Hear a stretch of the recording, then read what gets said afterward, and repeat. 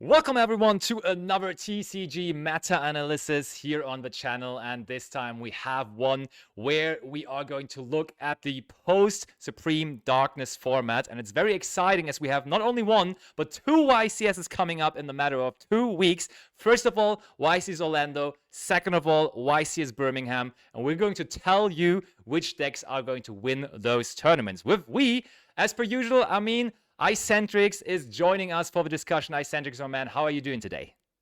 I'm feeling great because it's not only the two YCS we are talking about. Oh, It's also like a lot of opens that are going to be in the next few weeks, I assume. true. Like I think it's UK, French, and German Open, like having slight additions, but mainly being like a very similar format. And so I'm just hyped because that tier list today will be impactful. Yeah, for sure. And honestly, going a while back when Supreme Darkness was initially announced, I think it's fair to say that people did not really they weren't that impressed with the set because it really didn't feel that impactful. But I think mostly due to then the TCG exclusive Mitsurugi being introduced, I think that opinion changed, and I think the impact of that set changed drastically because that is definitely an archetype that is going to be very, very viable at the top tables, right? Yeah, that's really the crazy stuff because it's not only a TCG exclusive archetype actually being playable, it's also a ritual archetype being actually playable. Oh, yes. Who could have thought like a TCG exclusive ritual archetype being actually playable? For real, for real. I wouldn't have bet money on it, honestly. Yeah, has been a while, but here we are. And sorry for Liberomancers, right? yeah, Liberomancers was the actual good ritual archetype, but now they had to make one again. No, but let's get into the action. Let's not waste any more time. If you're watching this on YouTube, please make sure that also you check out the link to, first of all, Icentrix Twitter. Follow him on Twitter so you can follow how he's doing at YCS Birmingham, because he's going to play YCS Birmingham and he's maybe going to win this all. As educated as he is about the format, as you will see in the next couple of minutes. This is probably going to be an hour or something as well. And also, of course, check out the link to the Twitch channel, because all of this right now is recorded live on Twitch. So if you want to view this live next time, better check out the Lampy YGO Twitch channel. But get into the action with me now, as we have Mermail on the list first of all. And everybody talking about Mitsurugi, everybody talking about Chron, but there is Mermail support in Supreme Darkness, isn't there? Actually, there is support, and it's actually good support, honestly. Yeah. It's not a lot, but it's good support. So the deck gets its new main deck monster, Prosidra, which doesn't help a lot going first, but helps a lot going second, which was much more needed for the Mermail deck. For sure. And there's also a new rank 7 XYZ monster, which is good, but not too crazy. It's more about the main deck monster, which really helps the deck to outboard more effectively. Absolutely. And as you say, we all know that going first is not the issue for the deck. We all know when that deck goes first, it is pretty good. And I think it has that interesting point to it that is completely unaffected by Bestials. And we saw in the latest weeks, Bestials really, really rising. Now, though, I'm a little bit I'm not sure about how to rate the Bestial impact, because I see now that the Mitsurugi cards are coming into it. How good, I don't know how viable Bestials are going to be in general, and how much Bestials are going to be played. Of course, the Malice decks are going to play them, obviously, as they use them as extenders. But besides that, I think we might be moving a little away from those bestial heavy deck lists, if you ask me. That's just, of course, how I imagine the format to be. And therefore, the bestial factor, which I would have said like 2 to 3 weeks ago, was a pretty big one, considering a deck that just is not influenced by bestials. Now, I don't really know anymore whether it is going to be that big, to be honest. Yeah, so my biggest issue with the Mermail Atlantean deck is that it is too similar to the Malice deck. And I think in that case, Malice is just a better combo deck. Because it's not only like you're not really like affected by bestials, you can also play them yourself if you think they are good. Yeah. Because like linking with them is much easier than for the Mermail deck, which is like very much locked into waters. Yeah. And also, I don't know if the high combo approach, like Mermail has it, is that good right now. because there are also like now other combo decks that are a bit more efficient with their cards. So the Mermail deck itself is not super efficient with its cards. It needs a lot of cards to start going, like all the water discards you have. If you don't have the right discards, you're like effectively like often trading 2 for 1. Yeah. And there is where I feel like the Mermail deck has some issue. An advantage you have right now, or now have, is that actually, like a very niche interaction, you can actually play Metal Tronus against the Rise of Fiend Smith deck, because Caesar is a water monster with 2,800 attack, like the new Mermail monster, which That's can then dump a water monster for cost. That is pretty insane, actually. That's a really neat negated. Yeah, it isn't negated, so it does not get its bounce effect, but you still get to send for cost a card. So Metal Tronus actually becomes a +1. And you do get a level 7 body, which is also definitely not too bad, right? Which definitely. Oh no, wait, it's a rank 7. It's not a level 7, but still. No, it's a level 7. It's a level 7. It's you summon the one from the yes. Oh, it's a main deck one.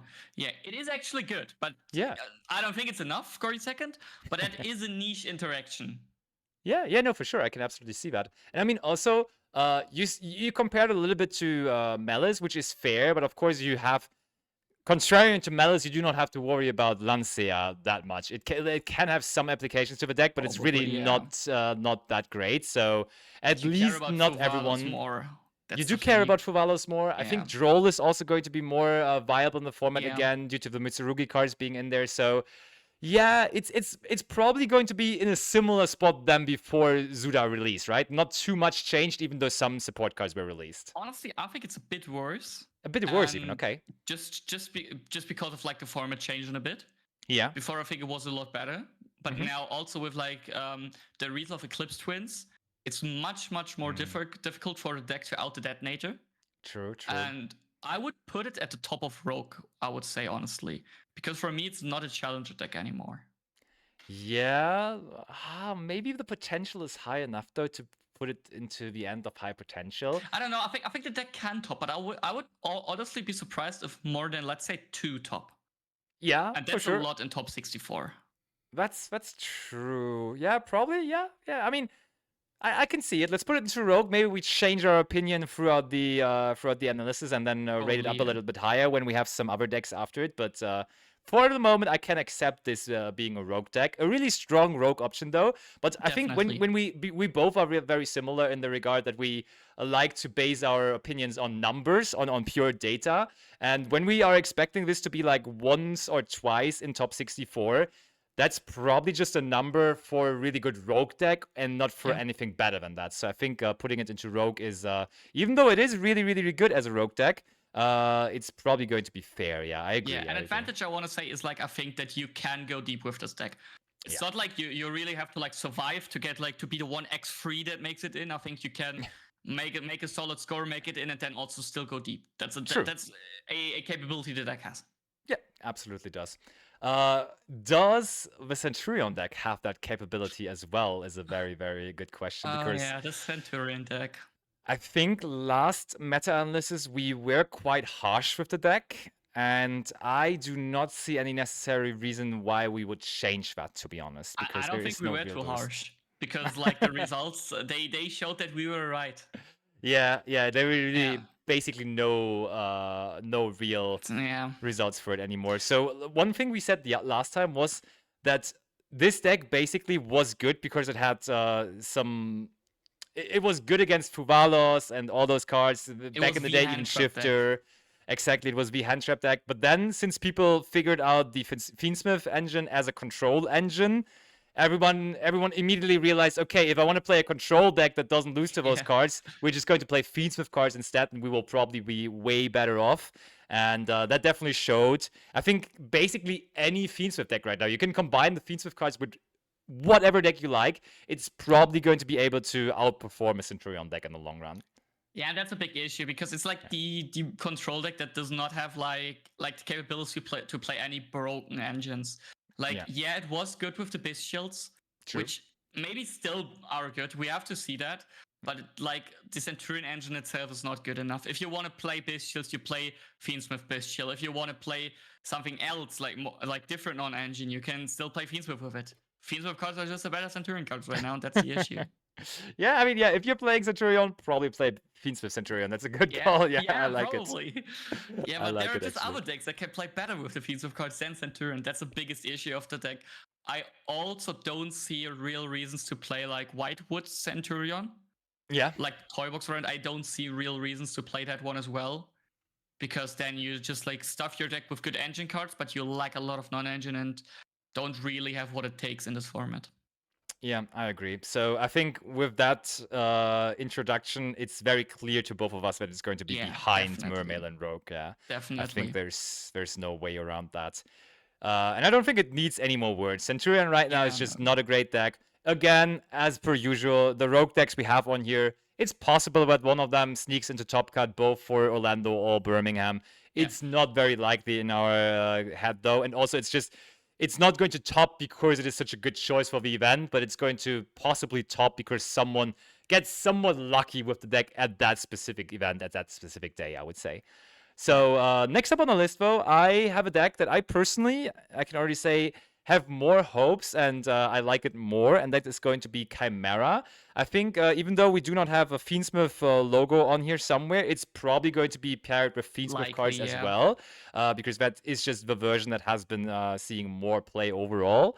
And that is one of those decks next to, for example, Malice as well, that can play the new Bow card. And I think that is going to be Yeah. pretty interesting to see, because that card actually is really, really, really, really good, if you ask me. Yeah, but I still think it was a bit overrated or overhyped in the beginning. Okay. Because it was like always, like let's say people began with like, oh my god, you can special Jaugen, you can special summon any floodgate you want. Yeah. Yeah, turns out that's not good with the card. That's not what makes the card good. True. But it is a good card. I don't believe it will have a super high impact on the decks where it will be played. It will make them better, but not like it will not catapult the deck from tier 2 to tier 1, I think. True. I agree. Just good decks get a bit better with it. Mediocre decks also get a bit better with it, and that's it in the end. Yeah, but I think what I like about Chimera is that it's a really, really, really flexible deck that is going to reward high skill players immensely because it has so many different ways of playing the game. You can also include like different engines because technically you would not even have to limit yourself to Chimera and Fiend Smith. You could also play the Azamina cards. I feel like this is going to be one of the sleeper decks for the event, and therefore I have to put this into high potential. I think there is going to be some potential with the Chimera cards. Oh, you're not liking it. I already see your face. You're not liking it. What do you think? I don't like it. Look. Okay, tell me. I know you really like the Chimera cards. Mm-hmm. I also like them. I mean, I topped the YCS with them. True. I like them, but I have a hard time imagining the deck like really pulling off. Simply because the deck it really takes a bit too much to get rolling right now. Mm-hmm. And that's the thing with the deck. I mean, I'll give it one advantage, which is that the deck can play breakers quite well, and we saw like a bit of an increase in breakers. Oh yeah. But I just feel like the cards itself, like Mitsurugi, not Mitsurugi, Fiend Smith, Ryziel and Malice, they like really power corrupt the game a bit more. That's true. And that the other engines, like the Chimera engine, are just a bit too inefficient right now. And that's why I think the deck is playable, and I think it's better than Centurion. But I don't feel it is better than Mermail, and therefore I also don't think it's in high potential, if you ask me.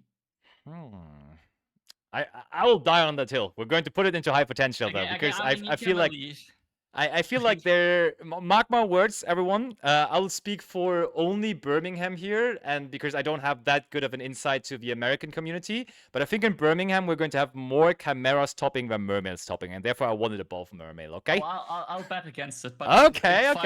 It's fine with me. It's fine with me. Chat, let us know, and also the comments in YouTube. What do you think about the Chimera deck? Do you think it's a viable choice for the format? Do you think it is capable of pulling up a couple of top cut spots for those YCSs? I do think so, but of course opinions do differ, as we already see here in that meta analysis between the two of us. Next deck on the list, a deck that of course gets massive support, or got massive support from Supreme Darkness. A deck that I honestly would have never expected to really, at some point, get out of the complete rogue territory. And that is going to be Chron. But the Chron cards releasing are just actually insane. So even without Crystron Hulky Febrax, this deck is completely broken. Yeah, the deck is cracked. The deck is cracked. I mean, I'm happy you agree with me on that. Yeah. For me, it's like a clear challenger deck. I'll get that straight out of the way. The reason is quite simple. I don't believe that it will be super, super crazy, this format. Okay. But the quality of each single card in the deck is amazing. Oh, yes. It also has like so many ways to be played. There is like a more pure version with some speed rights as more consistency tools. There is like Azamino versions where you use the witch to get like an Omni-Negate and get your combo through. There is like cached hero versions to get like either engine or punish your opponent. There's also Horus versions. So you can like really experiment a lot with the engine. Oh, yeah. And that's simply because it's so good. It's super good into dodging stuff. It's very, very card efficient. It has a built-in grind game. It does miss a bit of endboard power, I think. Because, like, yeah, it is good with its power, but there are decks that are stronger going first, and then you need to grind a bit, and it's very tough to outgrind a Fiend Smith deck. That's, I feel like, the biggest issue right now. If you can build a board that's like strong enough to work against Rising Fiend Smith without losing the grind game. Yeah. But I think the deck is capable of it. Also because of a lot of non-engine space, you can tag a lot for different matchups. And that's where I think I'm super, super happy about the deck. The reason why I don't think it's top matter is simply because the engine itself is not very good at breaking boards. Especially Ryziel boards. And that's a big, big issue that also like Centurion has right now, that it cannot break boards. And I feel like the Crystron deck is a bit similar, even though better at it than Centurion. Yeah, I can definitely see that. But we talked about Bestiates a little earlier, where this deck, of course, basically has no darks or light monsters, so it wouldn't be influenced by any kind of Bestiates.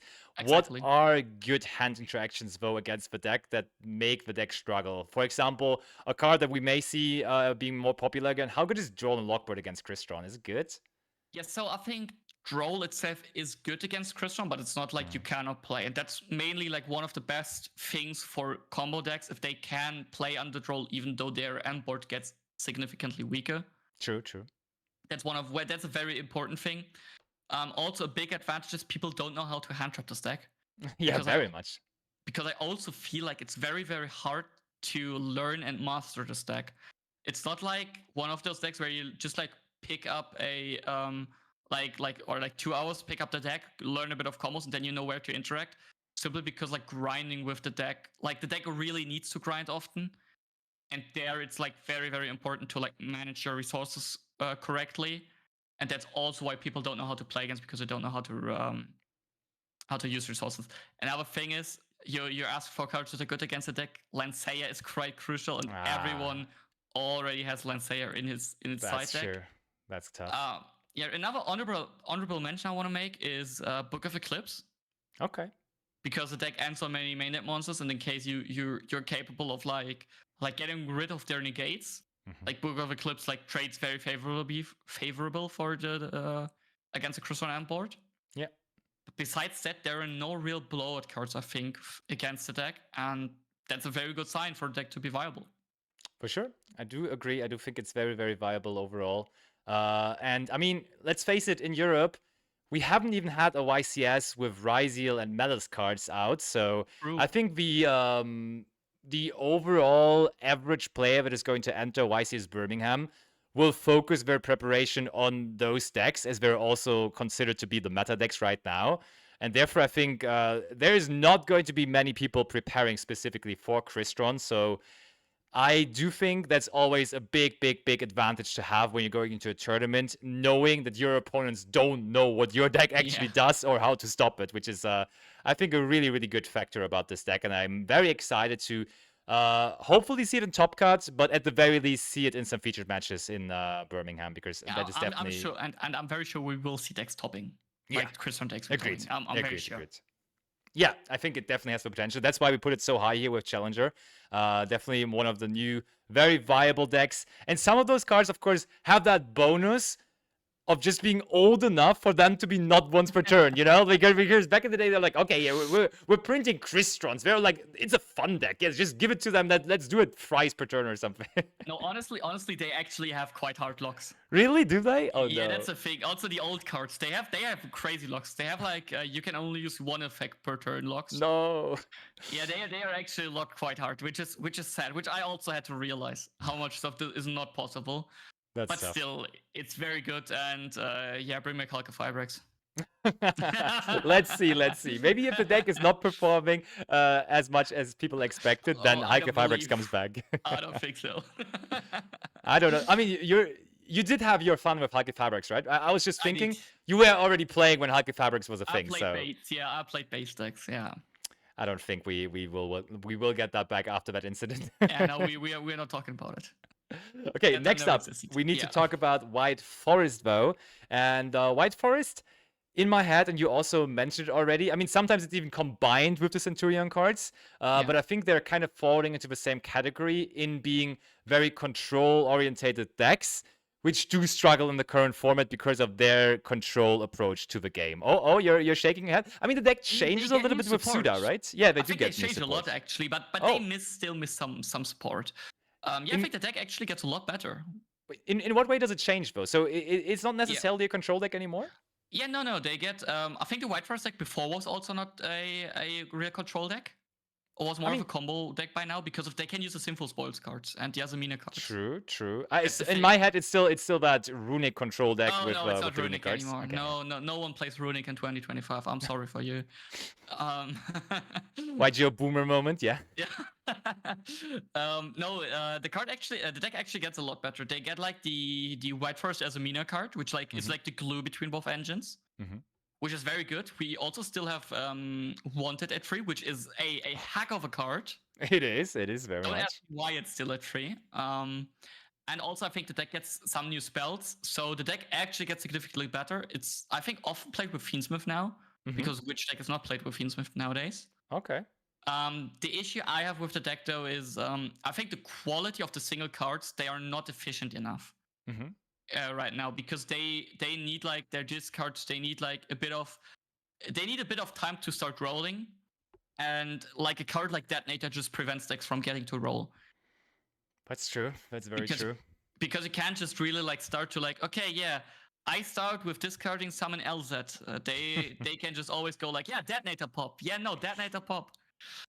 And in the It's end, you just end up like sitting there and being like, okay, yeah, now I tried to get a bit rolling, but he popped 3 cards of me. What do I do now? And that's I think a big issue of the deck. Also, there's just better options to play with Fiend Smith, and that's the thing I see. That's true. But yeah, so in the overall power rankings we have here, do we see it as a deck that has high enough potential to be in that category, or is it still just a rogue deck? I mean, if you ask me, I'll put it into rogue behind Atlantean probably. I think it's possible for the deck to top, but I just feel like there are better options. So you can play it if you want to play it. You will have a decent chance of topping, but you're not picking the deck because you think it's like a very, very good pick, except maybe there is found something. But I don't think it is. Also because like the deck is like light and dark monsters, so they also like get hit by bestials as well. Yeah, that's a good point. Yeah, I think it's fair to put this into rogue. I can see this being somewhat of a sleeper and some people cooking with it, but for the moment, I have not seen it. I mean, we have now had one weekend where first weekend of some Supreme Darkness regionals happened, and I don't think anyone really did particularly well with the White Forest cards. So yeah, maybe it's happening, but we have not really seen any indicator for that. Next up on the list, something that almost at this point feels outdated, that pure Fiendsmith decks, because it's way cooler nowadays to just combine Fiends with whatever you can find, especially, of course, with the Ryziel cards, even with the Malice cards, like everything just gets combined with Fiendsmith, so it really doesn't seem cool enough to just play a pure version of it anymore. Is it cool enough for you? Yeah, I mean, cool enough. It's definitely. I would talk about like all Fiendsmith pure decks mixed with a bit here together, and maybe maybe the musket stuff. Yeah, sure. I would put the Primate extra, so maybe put it like at the second place now, because then we can talk about it together. Yeah, sure. Yeah, they're like the Primate stuff. Because the thing is, pure Fiend Smith is still a very solid deck, but there is a major issue right now since every deck starts playing Bestials. Yeah. They are right now, I think, like against every deck at least usable. They might not be crazy, but you can use them against pure Ryziel because of Twins of the Eclipse, especially. So you can like use in your own turn, you can use a Bestial. In your opponent's turn, not in your opponent's turn only, like Ryziel Fiendsmith, of course. It's very clear where you can use it on Fiendsmith cards. Yeah.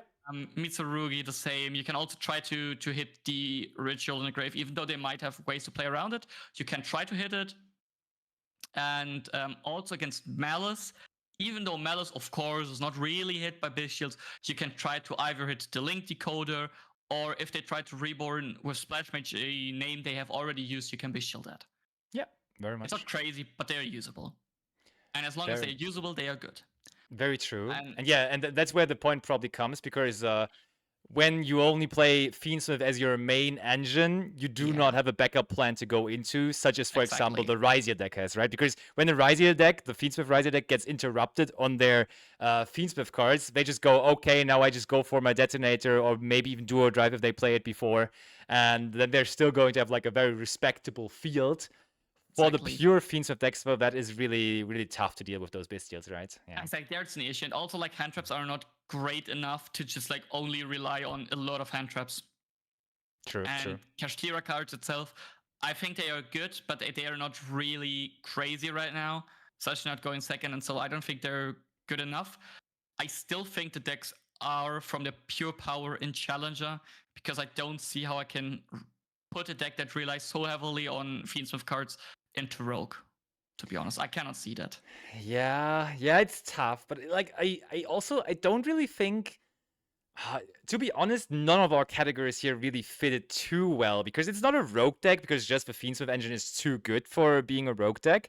Essentially, everything that puts those cards into the deck are just too good for that.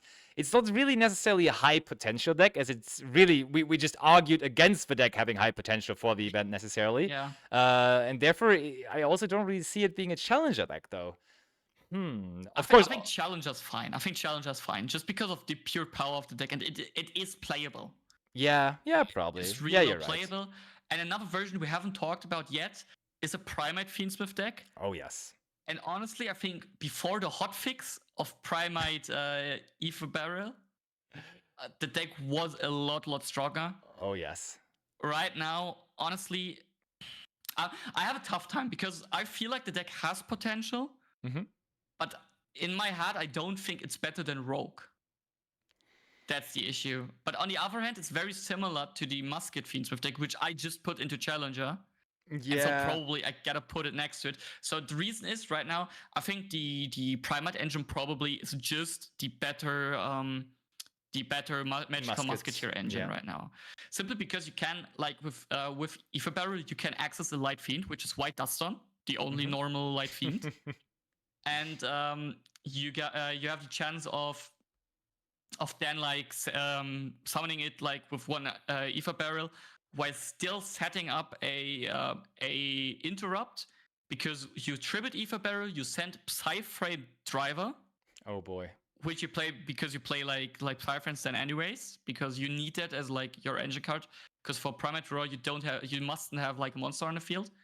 And then if your opponent normal summons, you can banish Roar and destroy a monster from your opponent, which has less attack than Driver, which on normal summon is every monster, because there is no normal summon with 2,500 attacks right now in the meta. Rarely ever, to be honest, yeah. Yeah, rarely ever. And I feel like the big potential there is that you can play a card like Psyframe Gear. I think Delta is the one for spells, right? Yeah. And Delta itself, while not being crazy, it sounds very, very good against Mitsurugi. True. Simply because you negate their spell, their ritual spell. What do they do? Honestly, I think Delta always seems pretty good, if you ask me. I never really understood why Delta saw so little play, because essentially for almost every deck, there's like one spell card that they really want to resolve. And therefore, I always felt Delta was a little bit underrated and underappreciated. So I think we're definitely going to see some great use of it here in that Fiend Smith. See, I don't think deck. that's true what you just said. Why Right though? now is the issue. I mean, yeah, right now maybe okay. Because I understand. Ryziel, and Malice both don't really have a spell you always want to negate. That's true. Yeah. It's fine. I mean, it's fine. They go Bonfire. I Delta that. It's like whatever. If they go Allure, I'm also deltaing that. I think, yeah, it's kind of a gamble, though. It doesn't feel super rewarding. It's a bit more of a gamble card in the current meta, yeah. But if you play Driver anyways, you can play it. And that's, I think, like the big advantage for the deck. Also, the Primate engine gives you good grind game because you can always add back Ether Barrel. Yeah. You have Fiend Smith. So if you're like capable of stopping your opponent, this deck gets huge from one moment to another, because all of a sudden you just like drill beam your opponent every turn, you Fiend Smith combo your opponent every turn. That's very strong. And so I would say from the more pure Fiend Smith variants, this deck has the highest potential. So I would maybe even put it into Challenger above.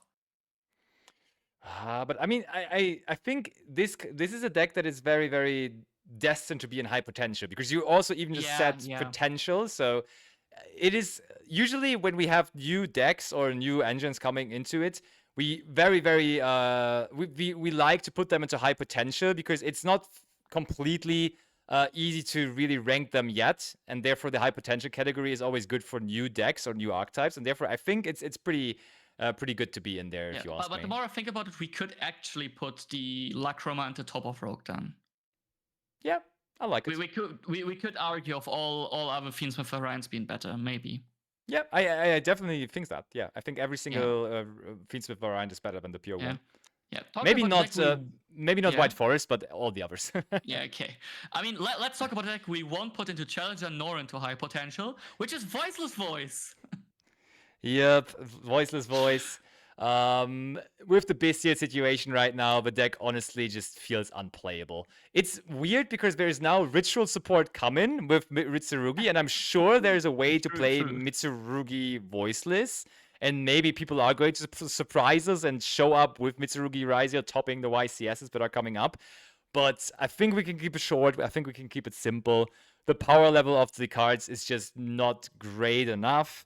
And therefore, it is going to be. Is it better than Centurion? I think it is better than Centurion. It's not. It's not. No. You could give Voiceless Voice 9 maxi, and it still wouldn't be good enough. But Centurion also is really not great at the moment, though. But Centurion has better ways of their non-engine. Voiceless Voice is just too inefficient. Now, like, Servant though. Everything. No, you won't get me with it. I would rather have Lebellion than the Nadir Servant and Voiceless Voice. Because the issue is, if Herald of the Arc like searches a Voiceless Voice card, I can like really relax. Okay. You know, I had high hopes last time, but I mean, no one like really experimented a lot with other engines and Voiceless Voice. That's true, yeah. And so I don't think it's really playable.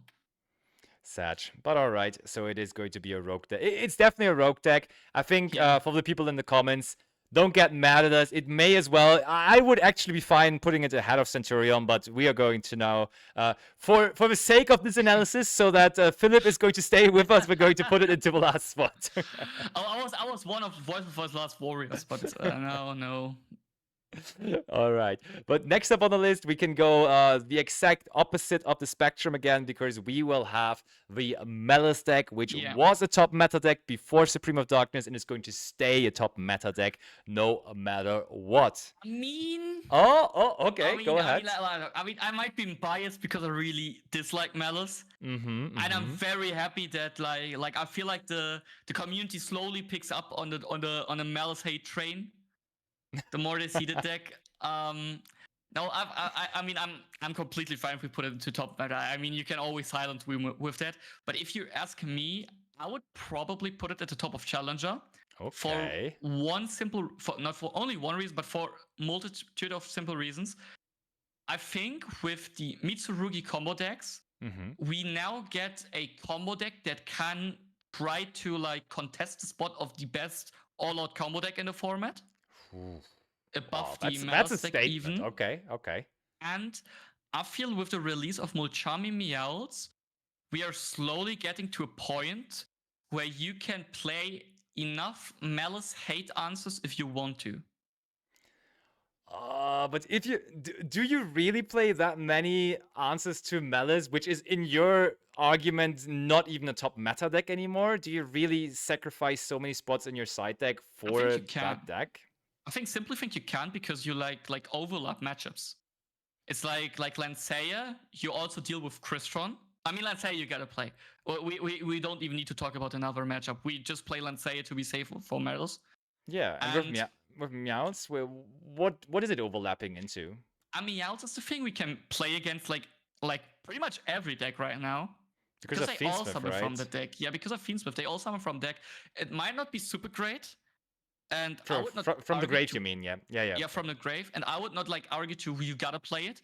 But there is like a point where you like against Fiend Smith Ritual as an example, you will like in 99% of your cases, you will get the draw of Engraver's Revive.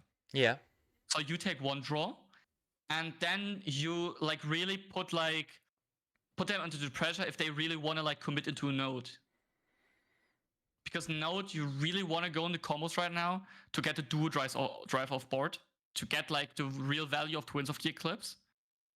And therefore, it's like really questionable if you want to like give your opponent a second draw there, where the card actually becomes like Pot of Greed, go second. So I think there is a reason that you can play it go second. I wouldn't like side it. I wouldn't side it if it was like only for like Rising Fiend Smith. Yeah. But I think like the reason of it overlapping and you really having to prepare for the matchup there, I think like it becomes very good that you gotta like ask yourself if you really want to take the mini game, because also everyone is maining Fuvalos. And that's a point where you can't play like 9 answers to Malice.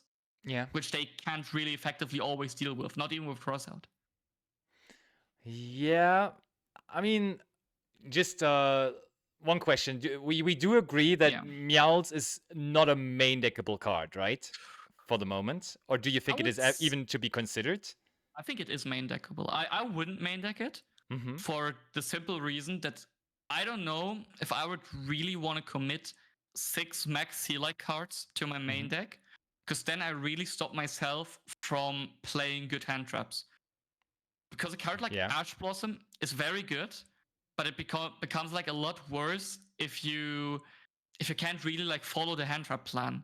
Because like if you like really sacrifice 6 slots for Mochamis, you then get like to a spot where most decks can only that sounds a bit weird, only 9 more non-engine. Yeah.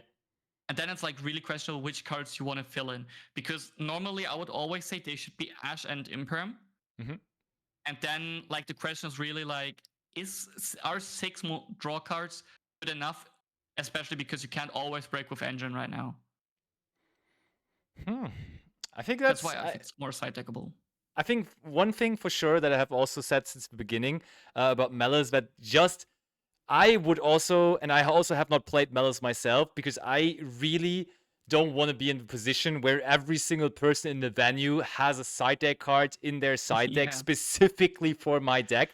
That is almost an auto win for them. That must be such a horrifying feeling going into a tournament, knowing that everyone, even though they may not even necessarily know your deck too well, they know they have to bring that one card to stop your deck. And that's just such a tough thing. Still though, I think the deck is going to be a top meta deck in the end. I think I agree with it being probably behind the others, but I think we can leave it into top meta for the moment. But I am not ruling out that maybe for after a couple of months, or maybe next month when we meet again, that situation might change. And I do understand your reasoning on why you would want to go down with it. I like the idea, but I think for the moment it's still up there. And like I said, I'm completely fine with you putting in the top meta. I just don't feel like I would really want to play the deck. That's also a reason why I would put it into Challenger, because like a deck you don't really consider. I mean, I consider playing because it is one of the definitely 5 best decks in the format. No discussion. Yeah. But it's not really a deck that I would favor to like, okay, yeah, I should really play this because like of all the answers people play already. Yeah, fair enough. Next deck on the list, though, is going to be Momento, a deck that I definitely have some love for. A deck, though, Yeah, it's a really, really good combo deck. It's definitely not the best combo deck of the format anymore, though, because there's just other really good combo decks now. Specifically, the one we have so far in Challenger, I think is just going to outclass Memento as a combo deck because now people at this point may know a little what they have to do against Memento because it has been around for a while. Also, it's more vulnerable. Yeah, you do have all those dodge effects. You do have the quick spells that can help you dodge things, but still, overall, it is vulnerable to some interruptions when the opponents do know when to bring them. So, as much as I like the deck, I almost want to put it into Rogue at this point, to be honest. What do you think? I completely agree with you. I always see like people like saying it's like a challenger deck, like amongst the maybe 6 best decks in the format, but I can't really see it backing it up with numbers. Yeah. I feel like many people just have to fear because they know the deck is good. The deck has like very, very good cards, but I don't think it can really like keep up with the meta right now. The deck is just lacking a bit of stuff. It really like all the cards it needs to play so many requirements in the deck, and then like all its powerful cards that help you like dodge effects. I don't think they're that crazy anymore right now in the meta because like also people start cutting effect Veiler. Yeah, sadly I agree. Sadly I agree. It's probably even would I rather the thing is Bestials against suboptimal hands of this deck can even be decent because they can just go Gaddick, banish the Gaddick, the one-off, and then you are really, really, really hurt by it. And therefore, I probably right now, even though I love the deck so much, I would probably rather bring Mermail to the tournament than I would bring the Memento deck. Yeah, that's honestly also where I think it deserves to be exactly behind Mermail, even though I would even think like the White Forest deck has more potential in this format, but I think right now the Memento deck is better. So I think that's why it belongs there. Fair enough. So next up on the list is something that is only going to be existing since this week is going to be the Mitsurugi variants. And first of all, we're going to talk about, we're probably going to talk about it all a little bit together and then separate between the two decks we have here. But first we have Mitsurugi Fiend Smith, and then we have a Mitsurugi Raizia variant. Do you think deck space allowed for there to be a Mitsurugi Fiend Smith Raizia deck? Do you think combining everything is possible? I don't think it's really possible. I think like I mean there is maybe a way if you play like a 60 card pile. Mm-hmm. But I'm honestly not a real big fan of 60 card piles, especially because I think like right now the side deck is more important than ever before. Yeah, I agree. With you having to tech for so many matchups, that's why I would, for myself, rule out 60 card variants. That's why I think the decks differ a bit. Yeah. Okay, I agree. So let's start with the Fiend Smith Mitsurugi part then. So go ahead, take it away. What do you think about the deck? So the Fiend Smith Mitsurugi deck is, I think, really interesting because what it can do, I think the best is probably to like use Nadir Servant to its fullest. Okay. So where you like combine 3 good engines with each other, and then you really need to think about what you want to do with your engine. So I think that version is a lot weaker than a Rise of Mitsurugi version. Agreed. Simply because of the reasons that it plays more like requirements. There is not really like an exact shell for the deck where I would say like, you definitely want to play these cards these cards you don't want to play. But I mean, it plays the Fiend Smith cards to like be even better in grinding. Because I think like if you start grinding with this deck, it's even harder to stop than the Primate Fiend Smith deck. Simply because Fiend Smith itself to grind is enough, and then the discard of the Mitsurugi cards every single turn, the pop. I don't know if they can recycle the trap so that they even have like an Omni each turn. That's what I don't know 100%, but still the deck is just very, very good in the stuff it does. But I don't think it's already good enough to be called a challenger deck. Yeah. Simply because like there is a lot of ifs and whens right now. If people play like heavy on the bestial end, I'm doubting that the deck is strong enough because it also don't have like such a big backup plan. Mm-hmm. What I think though is I think the deck is a lot harder to like hand trap with those low impact hand traps like Imperm, Veiler. I think it's harder to hand trap the deck than the Rydial Mitsurugi deck, because there you can always like rely on at least a hand trap on dual drive will always be good. Yeah, I agree. So probably high potential then, right? Yeah, probably not at the top. Probably it's even better than the Primate Fiend Smith deck. Yeah, I like that. That's good. Yeah. And then, Yeah. anything else for the Fiend Smith version, or do we just straight go over to the No, Ryzen? we go to Ryzen Mitsurugi, and we gotta call it the top meta deck. Yes, that's what I think. I'm And down for honestly, it. I'll put it above Malice. I think that's Yeah. quite a statement to make, because those Mitsurugi cards are so new and they're only out for a couple of days now. But we talked about it. That deck, that engine, it's cracked, and it works so well together with the Ryziel cards. It's actually insane, and I think people underestimate how good this deck is. I know Trip already is shouting it from every hill that those cards are insane, Honestly, but I really do agree. Honestly, I don't think that everyone underestimates the deck. I think like Really? people more like overestimate it. Honestly. Oh, okay. You think yeah, so? because I hear left and right. Oh my god, you know the new Mitsurugi Rising deck? It's the best deck in the format by a mile. No, I don't think it is that much better than the other decks. Mm-hmm. It is very strong. I would really be curious if I could right now ask like one Yu-Gi-Oh related person. I would really like to like ask a European card designer. Okay. If they had these cards like being Worm or so, and then someone said like, oh, you know, King of the Fairlands in this Eclipse Twin card, let's make it a reptile, because then we can use it twice and make our full combos. That's so much cooler. Let's make it a reptile. Let's actually make it insane. a reptile. And you can also like if you want to play like Big Brews, like Drifted, you can play like Snake Rain in it. I don't think it's like good enough with Snake Rain, but you could.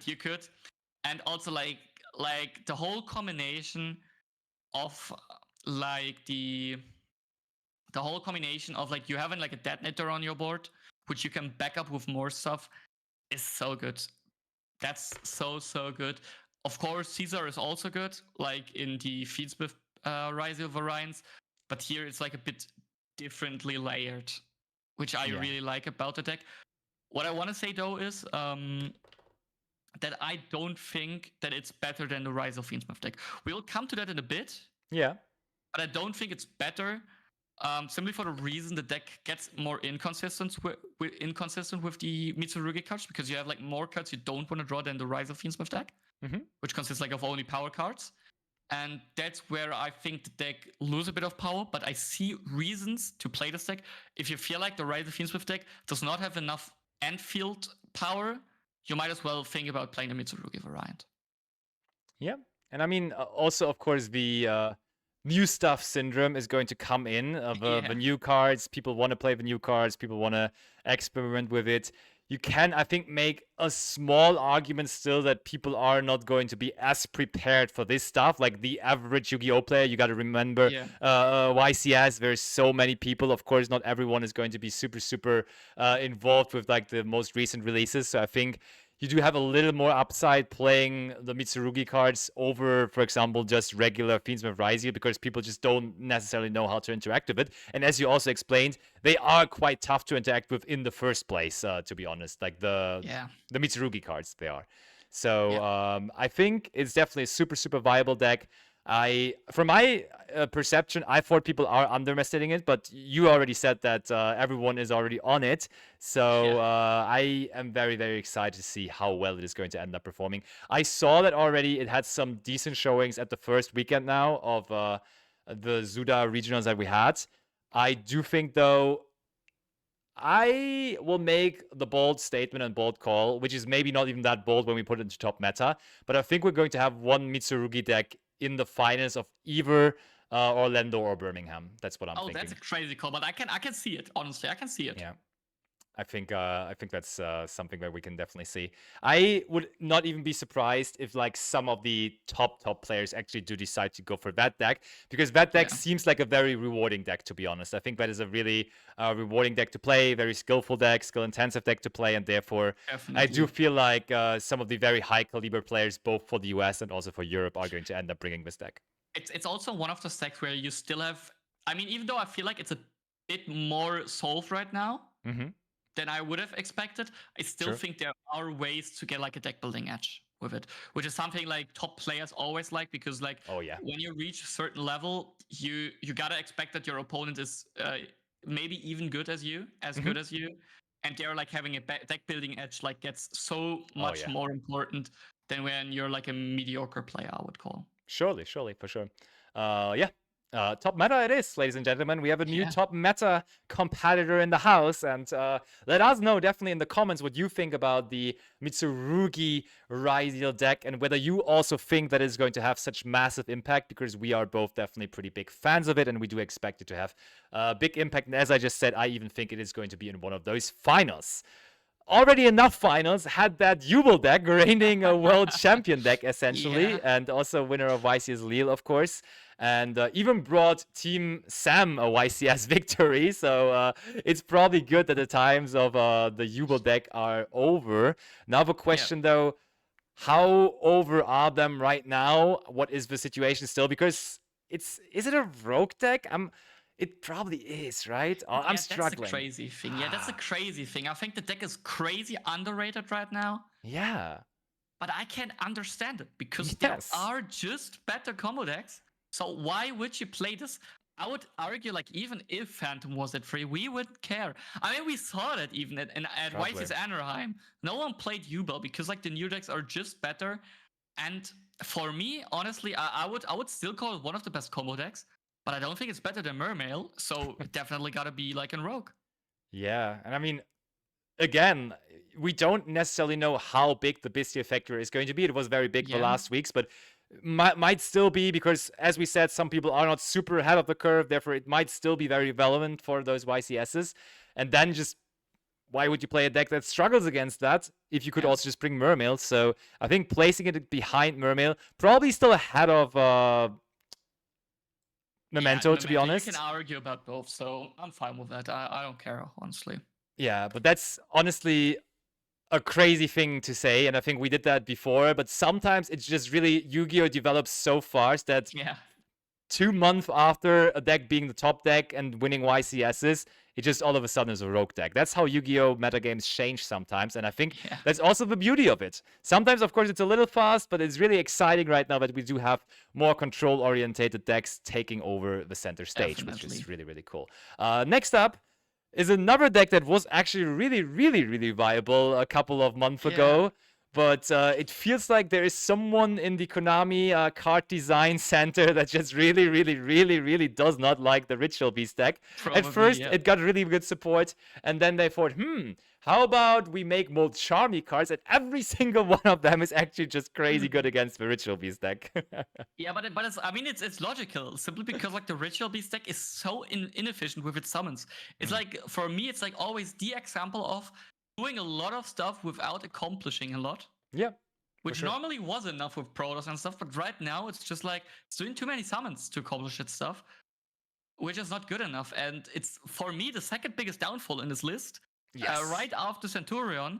And honestly, I'll be harsh with it, but I'll put it right in front of Centurion. That's how deep it has fallen, in my opinion. And I have to back it up, because those couple of months ago, as we said, the last European YCS, where this deck was performing decently well, we did not have Malice even released. Meaning, at that point, no one was citing Artifact Lancea. Literally, not a single person probably had Artifact Lancea on their deck list, because why would you have a card for a deck that is just such a... Like, you would expect to play against Ritual Beast maybe once per tournament, so you don't have... And that would even be a big number to face Ritual Beast. Other decks were very much more in center stage, and therefore the situation for the deck has just changed massively, and it's not in a great position overall at all, and therefore it is really down low on the rogue end. That's how it is, sadly. Yeah, it's tough, but I mean, it is what it is. Everyone having stuff against shifter decks, or I mean like against Malice on their side. So also against Ritual Beast and the shifter is not as efficient as before. Also, like Ryzeal can set up a detonator under shifters, which Ritual Beast honestly struggles a lot into. So yeah. Very much. Next up on the list, we have the pure Ryzeal deck. And I talked about that with Julio a little bit, and he was like super sold on that. And he was like, Eclipse Twins all of a sudden makes the pure Ryzia deck like super strong. What do you think about it? Do you think it's actually a viable option to just go the pure route? Because like let's very quickly break it down. In the beginning, everyone thought it's going to be pure Ryziel. Yeah. Then Triff built Fiend Smith Ryziel, and no one ever was playing the pure version anymore, or just very little amount of people. And now it becomes a little bit more of a consideration again, I feel like, with Eclipse. Yeah, I agree with you. I feel like before Eclipse Twins, I would have put the pure Ryziel deck only into Challenger. Maybe we also did that. I don't remember 100% if we made like We a might tier list have, for yeah. Ryziel already. Yeah. I think but now with Eclipse Twins, I think the Ryziel deck again becomes a top meta deck, the pure one, simply because it's like the Ryziel variant that has the most non-engine space. I would even put it above Malice. Yeah, I think we have to do that. Above the Mitsurugi variant, simply because I don't think that going lower into your Enfield power for having the advantage of having more non-engine space is worth right now. Just because the whole reason of like the non-engine, the other decks is still a bit of like better into playing into boards, and the Fiend Smith engine gives Ryziel one thing that they theoretically have, but practically sometimes miss, which is grind game. Right, that becomes a lot harder. Also, like the pure Ryziel deck doesn't really like convert Bestials very well, so you might as well like have to like leave them out. Yeah. The only advantage is I heard players saying that in the Ryziel Fiend Smith mirror match, if the player going second draws Fuvalos, he has like a big advantage. I think that's the only reason why you could say like the pure Ryziel deck might give you an edge, because you feel like you don't want to go do the Fuvalos gamble game. That's true. One thing that I do also like about the pure version is it felt always a little bit weird just passing on Duo Drive and Detonator, but I think now in the situation where also the Mitsurugi cards are in there, going for Dweller turn 1 seems a lot more viable. And therefore, I think just setting up a field which involves Dweller, which is just so good against all kind of Fiend Smith variants, but also, of course, very much against the Mitsurugi cards, I think gives it a pretty good situation in the metagame, yeah. Yeah, but on the other hand, that's like also an advantage maybe for the pure Ryziel deck, that it's like unhit by Dweller. Yeah, true, absolutely. So you don't really need to like cite the stuff like what's it called? XYZ Encores, for example. Yeah, XYZ Encores, yeah. Exactly that name I was missing. Yeah, and that's like an advantage, but still I feel like going lower in your power is not the way to go right now. I don't think that's the way. Yeah, I'm excited to see, because we definitely had some decent performances here and there. It definitely was very much lower in terms of numbers compared to the Fiend Smith variant, but there was still some of that. And now there's Eclipse Twins, so maybe there's going to be even more of that. So it will be interesting to see. It is a top meta contender, and we will see how many top cut spots it is going to take up. And I do think with that deck also, it is very much possible that you can just go very deep, actually, because when you are tagged in top cut, for example, like you had like a really good main deck strategy against, for example, the Mitsurugi Ryziel strategy, because you are main deck Droll Lockbirds or something like that, and they are really struggling against that card. I can see this deck being a good top cut deck once you made it to top cut, to be honest. Yeah, I could see that. If you then get like the favorable matchups that you were preparing for. But next up on the list is going to be Ryziel Fiend Smith. You already said earlier that you think this is even stronger than Ryziel Mitsurugi, and therefore also, of course, the strongest deck of the format. And I can say I do agree. I do really like the new tools of the Mitsurugi cards, but I think good old reliable and proven over the last couple of weeks is still going to be the best up there. I think it's going to be a very fun battle between those two, between Mitsurugi Ryziel and Fiend Smith Ryziel, because I, for example, have just seen the deck profile of Brian Shen at the regional, topping with the Mitsurugi profile, saying the Mitsurugi matchup against the Ryziel matchup, against the Fiend Smith Ryziel matchup, is actually quite favorable if you put them head-to-head against each other. But maybe he was just also a little bit biased with that with his personal testing, because I'm not sure about that already, honestly. I'm not sure. It seems a little bit out of the blue to say that because what gives you the advantage in that matchup necessarily? I think Adir Servant is a crazy card to be fair, but still also of course Yeah, this deck. that's I think. Do you think they're going to include Abyss Dweller into their main deck now? Fiend Smith Rizier, that is. Do you think in the main oh extra deck? definitely. Yeah, They right. 100% always play. So Yeah. I'll make even a bolder statement. I think if you're like doing the Worlds race and you're not playing Rise of Fiend Smith, you're doing something wrong. Okay. The deck is just Calling people out. I mean, yeah, I'll do. If you just play event for event to be good, I think then you can also play other decks. There are maybe decks that give you a better chance of winning, but I think like the pure like consistency this deck is criminally good. Simply because the Radial engine already is an engine that can break boards. Yeah. Because you can like early set up Detonator, you have X Radial, and then on top you add the Fiend Smith engine, which is also good as breaking boards as an engine. Because like even against full boards, like Engraver has the effect to pop a card. If you go Desiree, you can like link it away into Agnum Day. You get a send. You can then bring back the Desiree with Agnum Day, attack over something, negate something. It's just like so good at Kraken boards. Gives you the access to Chaos Angel, like crazy card this format. For sure, absolutely. And that's where I just think like the deck, you will always do good with Rise of Fiends if you play good. This is something I cannot say about the other decks. You can always get like a bit unlucky with Mitsurugi Ryziel and draw like below average hands. You can always get a bit unlucky with the normal Ryziel deck that you play against the high ceiling decks. You don't draw like your high impact hand traps. And same goes for Malice. You can get Lancet unluckily. That's not happening with Ryziel Fiend Smith. That's true. I think it's definitely the safest choice to make for the event. I do think, though, that you have to make very educated and smart decisions in terms of non-engine. Definitely. I think that is where it is going, what it's going to come down, whether you can have success with that deck in this tournament or not, honestly. Yeah, but I think like more important even is like the extra deck space, how you managed it. Because that's like super tight right now. You want to play the Eclipse Twins for sure. Yeah. I still feel like you will always, and that's something I feel like people have maybe a bit like forgotten the last few formats or years.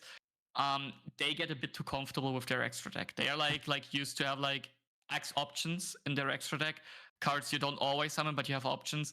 But sometimes you get like just play like to the minimal amount of needed cards.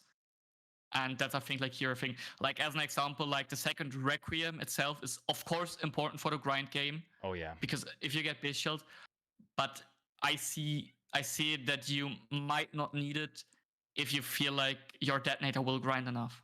I was thinking about that too. With those new cards and also having like kind of the necessity to bring Abyss Dweller into your 15 card extra deck.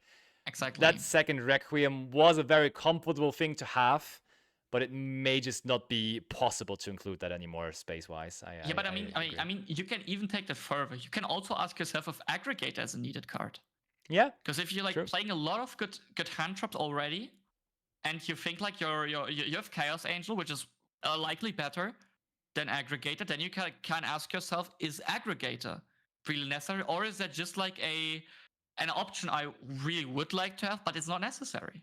Yeah, that's true. Also, of course, we saw those lists, but we're just cutting dual drive as well. Also, a possibility that you can go down. I don't think you can do that anymore, though, because then you lose your Eclipse Twins. True. Yeah, if you go, true. That's right. Yeah.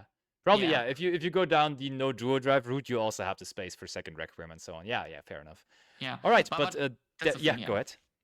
Yeah, no, that's just a thing. I feel like there you can make like a fault very quickly with like taking out the wrong extra deck card, and that's something I really like about the deck. That you need to like really like investigate which cards you really need and which cards are just cool.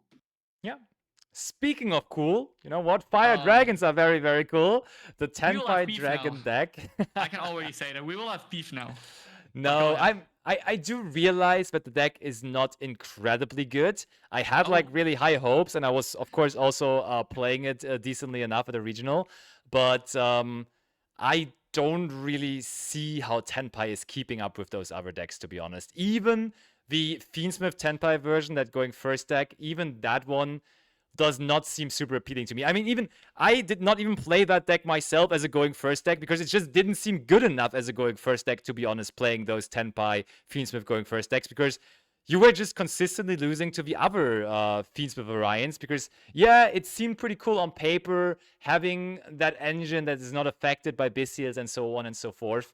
Guess what, though? The Razier cards are just a million times better, though. So I think if you play Tenpai, you probably do want to play it as a go second deck, again, like it was intended to be originally. But then, of course, it is going to be tough.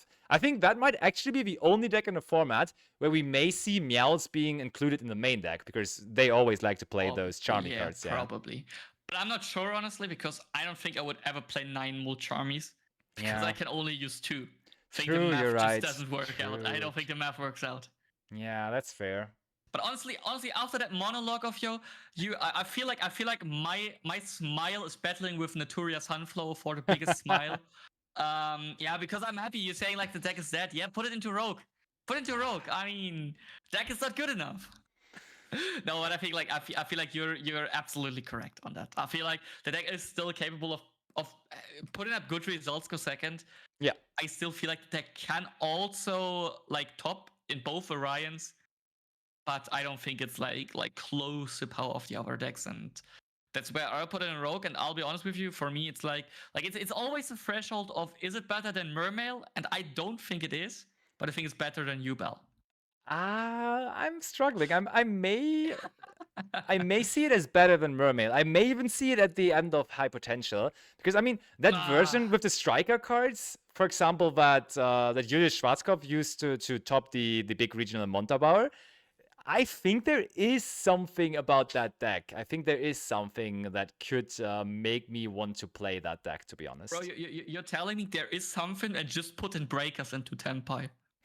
Yes. That's crazy behavior. You say like, oh yeah, I feel like there is a way to build this deck, and then you just throw in like the best 20 Breakers you find. I see. Okay, I will not put it to High Potential, but I will have to put it in front of Mermail. Okay. I'm fine with it. Yeah, I'm fine with it. All right, and last deck that we're going to talk about is Labyrinth. And I think that's another one of those decks where we do not need a whole lot of time to talk about it, to cover it, because there's just nothing going on for the deck right now, and there's rather so many bad things going on for the deck. The Razier deck, especially with the Fiend Smith cards being in there as well, just too good at countering the Labyrinth strategy in its tracks. Exactly. When you go second against a combo deck like Malice, you will also be very, very, very much struggling against it. If you play the furniture approach, you may as well allow your opponent to activate their Bystials before you start the duel, because those are going to cost you the games for sure as well. And therefore, there's just no real good reason to play that deck right now at all. I mean, the only reason I feel like why we always have like Labyrinth in is because like it's the one trap deck that if you think like a trap deck is the way to go, you will put Labyrinth as your deck. But honestly, I don't really see a reason why. I feel like every 4 weeks, I get a crazy Labyrinth list sent as a meme. Like, now look how funny my this Labyrinth list is, and then no one plays because the deck is just bad. I don't know. There's not much we need to discuss about it. It's like Rogue. It's very low into Rogue. We can put it here. I would put it like probably in front or behind Ritual Beast.